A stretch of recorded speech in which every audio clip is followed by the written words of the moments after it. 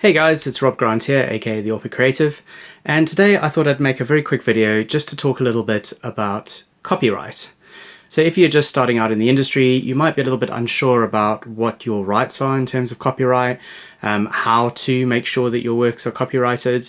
So I thought I would just basically go over a few little things that I have learned over the years. But obviously, disclaimer, I'm not a legal expert or a lawyer, so yeah, take this advice just as a fellow musician in the industry. I'm basically just sharing what I have learned over the years, but I can't verify that this is 100% legal fact. So as always, do your own research and don't believe everything that you see on the internet. Okay, so the very first question you might want to ask is, how do I copyright my music? If I've created a piece of music, it belongs to me, it's come out of my head. How do I then go about proving that that music is my own? So the first thing to note is that in the UK, and actually in the US as well, copyright exists automatically. So as soon as you create a work, and it's an original work that belongs to you, it's come out of your own head, that work is automatically copyright to you. You don't have to register it, you don't have to do anything. That copyright exists automatically as soon as you create the work. So that might raise a follow-up question, which is, do I need to do anything after I've created a piece of music? Surely this automatic copyright that already exists is enough.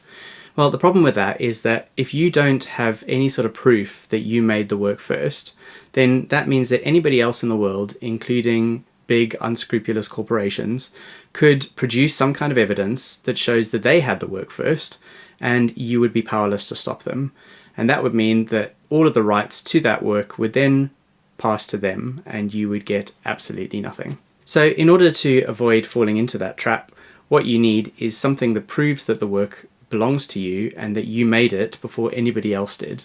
And that way you can assert that you created that piece of music, because if you had it and nobody else did, that means you must have made it yourself.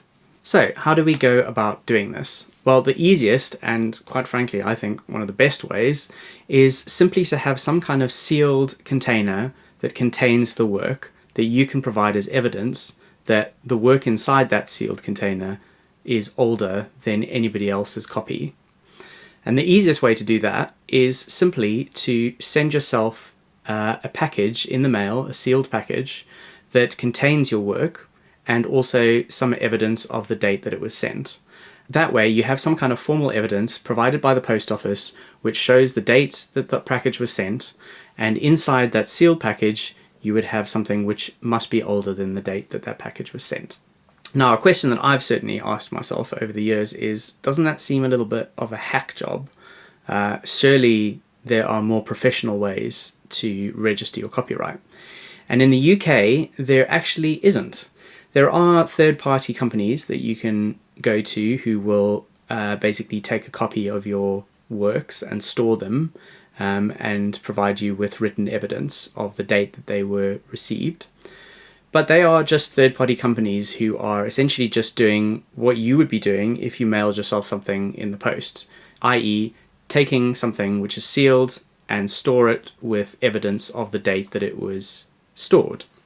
So really, you can go down that route, but actually I've done some research over the years, and quite frankly, as far as I'm concerned, it's just not worth the effort, because you have to pay them a monthly or yearly subscription. Often it's quite expensive. And you still don't really have any guarantee that that company is not going to go bust in 10 years' time, or they're going to transfer ownership to some other company and in the process perhaps lose your article. So really, you don't have any real guarantee that that item is properly protected other than the company's word. And if you're anything like me, I don't really trust a lot of third-party companies. So if we're going to go down the route of mailing something to ourselves, what should be included in that package? Well, the simple answer is as much as possible. So you want to have lots of evidence in this package that you can provide as proof that you owned this work before anybody else did. So when I'm doing it, I normally include all of the project files, so all of the Logic project files, any audio files that you've made during the process, and then also the final track as an MP3 or WAV file, and basically put those on some kind of media, so like a CD or actually more recently I've been using memory cards. So all of the digital media around your work should be included so that you can use that as evidence. However, the problem with digital media is that it has a tendency to degrade over time. And this is basically, unfortunately, the case with pretty much any digital media. Whether you use a hard drive, whether you use a memory card, a CD, all of these items will degrade over time. CDs will last at best 10 to 15 years before they start to degrade. Memory cards, you can expect about the same, perhaps 20 years if you're lucky.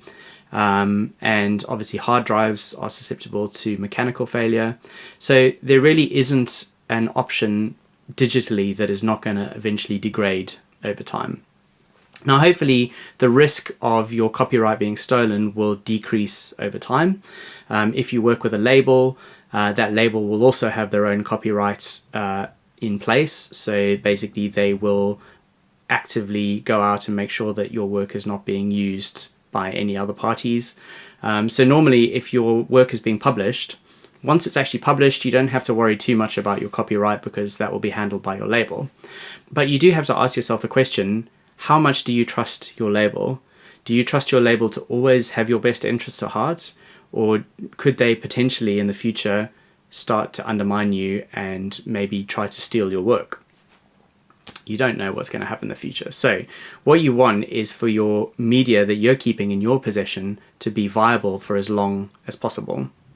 And that's why, in addition to the digital copies, I will also normally do a printout of any lyrics. So you've got some paper copy of some evidence of the work. Sometimes I might do a transcript of the score as well, particularly for orchestral works.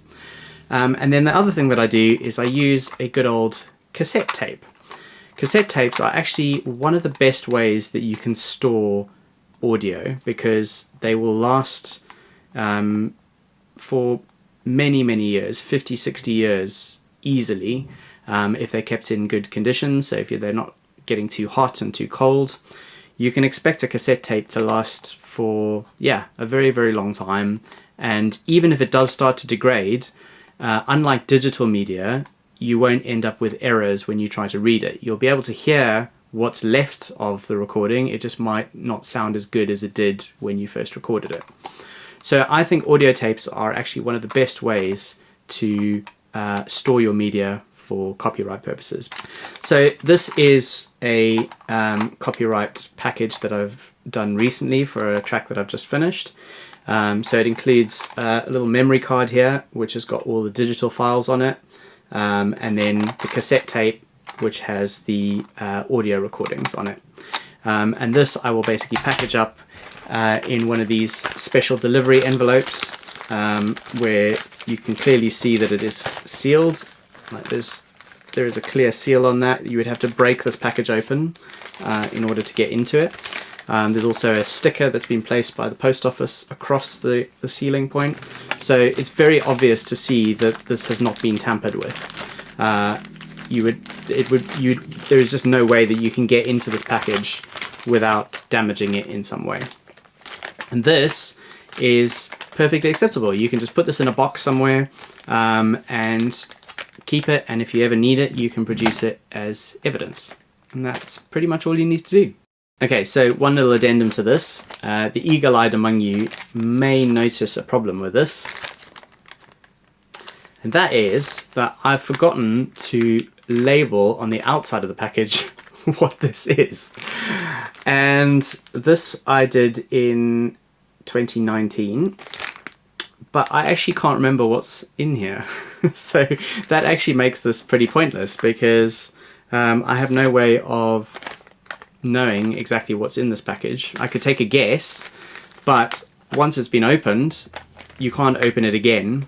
So therefore the copyright protection will be lost as soon as this package is opened.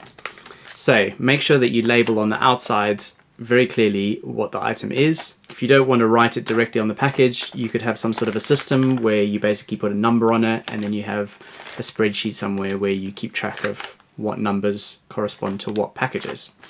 But definitely don't do what I've done here and have some sort of package where you have no evidence of what's inside it. So this is the process that I use to copyright my works, and I've done so for many years now. It's always worked pretty successfully for me. Thankfully, touch wood, I've not had to worry about any really bad legal claims, but I have had to present copyrights as evidence before in the case of transferring the ownership of works. So it has proved useful and it has been viable for me.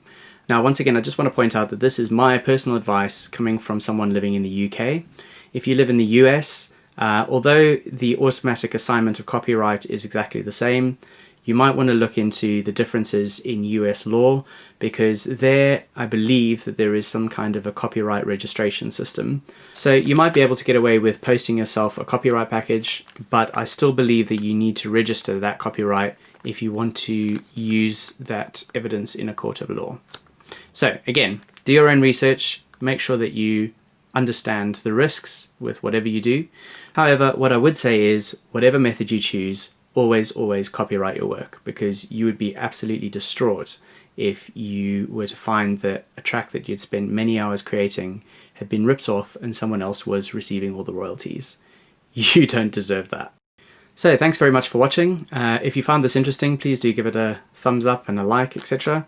And if you have any more questions around copyright or any related topics that you would like me to answer or go into more detail of, please do pop something in the comments below, and I'd be happy to do a follow-up video or more videos along the same sort of lines if this is something you find interesting. Thanks, guys.